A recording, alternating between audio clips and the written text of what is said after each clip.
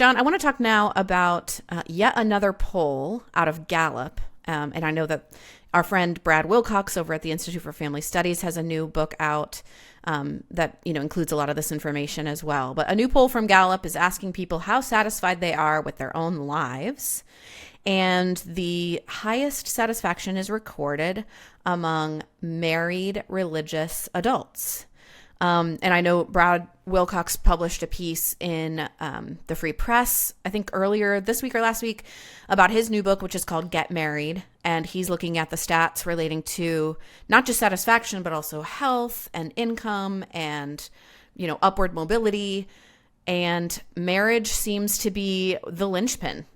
Dan Darling had a really good piece in World Opinions earlier this week too about, if you want to talk about social justice, if you control for just about everything else in terms of class, race, location, whether or not kids are growing up in married households and whether couples are in long-term committed marriages has really the most to do with your well-being compared with just about everything else.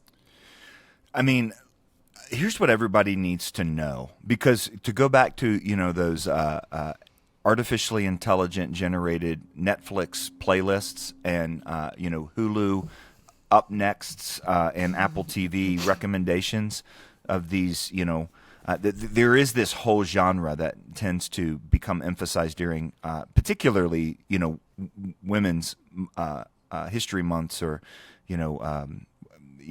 Women's Day or whatever, which is the angsty housewife that is miserable because marriage is, as we all know, because we were all taught this in freshman sociology, an oppressive institution that just makes everybody miserable and makes everything worse.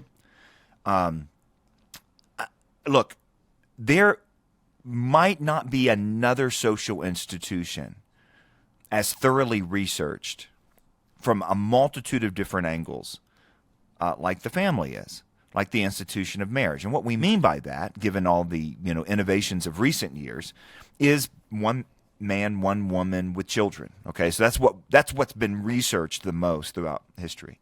And what's fascinating to me is we have the narrative that emerges from late modern and postmodern psychology and sociology about the constructive self and the encumbrances and basically the widespread application of that terrible idea from Jean-Jacques Rousseau that we're born free but are in chains by all the expectations, and there's nothing that's more like that than marriage, and so we extrapolate these conclusions that marriage is terrible.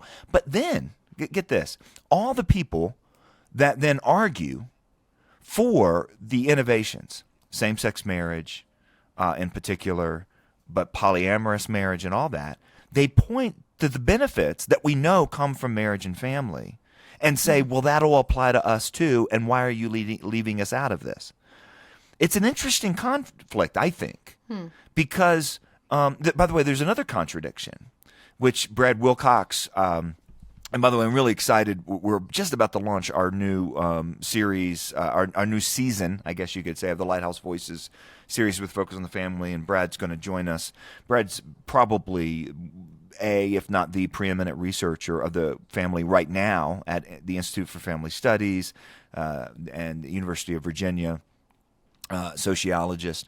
The other conflict that he brings out is the people who are often the loudest critiquing the family as an institution from a progressive standpoint tend to follow the rules. In other words, they preach about, it's oppressive to talk about, waiting to have children until marriage. It's oppressive to talk about marriage as the best context for raising the next generation and for happiness and stability and all that.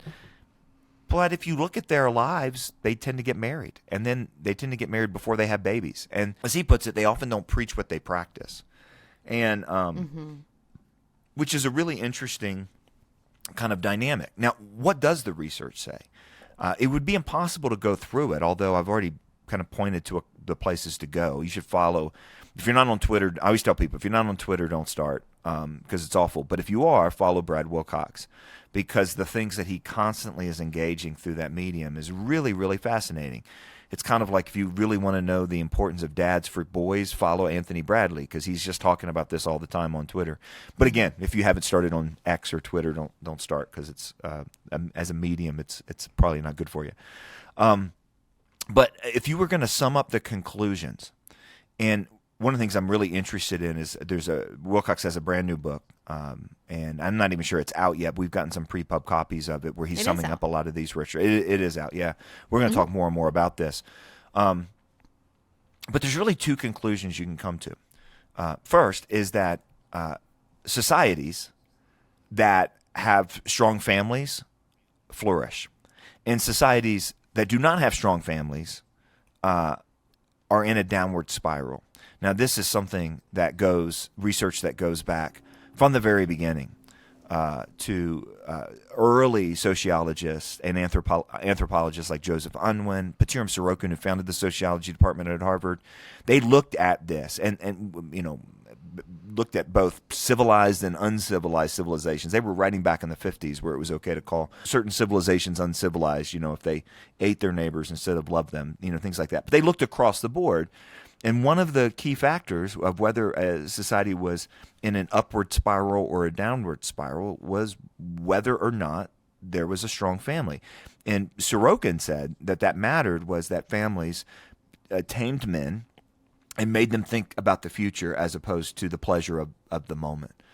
And it also, of course, was, as we know, the best institution for securing the future, which is, by far the most important thing you can do to secure your civilization is to have babies in the context of a married home, because that's the future. Now, what's happened in the last, several decades, people have come through and said, well, it might be good for civilization, but it's not good for people. It's an institution of patriarchal oppression, and it's especially not good for women.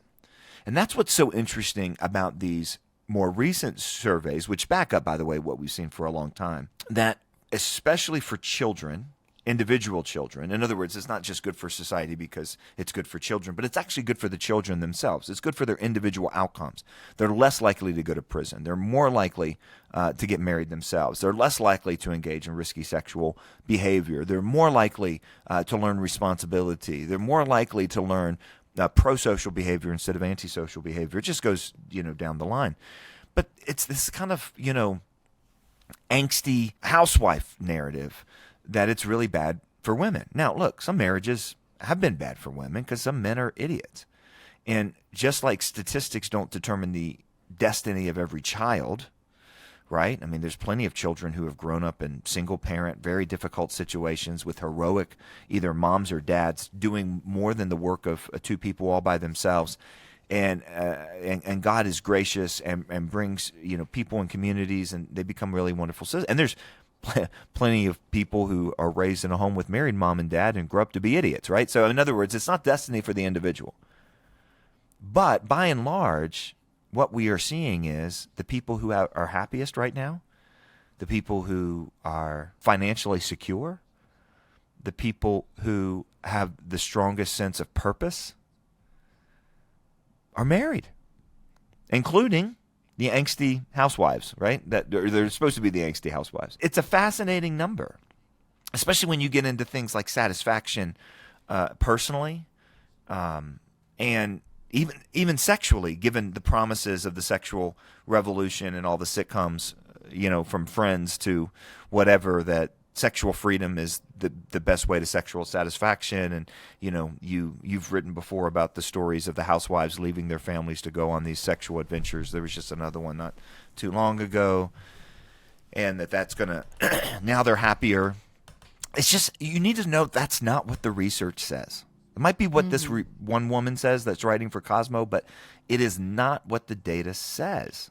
And I think it's amazing the amount of data we have on this now. It is overwhelming. It's not even close. The most important thing you can do for your child is to stay married. And you know what? Your best chance at happiness is to stay married. That's not always the case in the cases of abuse and the cases of, addiction or, other things that come at it. But the whole narrative of you can't be personally happy when you've committed yourself to someone else is exactly upside down, which Christians should know, because the source of knowing what love is, right? Isn't that what John says in his first epistle? We know what love is because he loved us and he gave himself for us. So sacrifice is at the heart of that.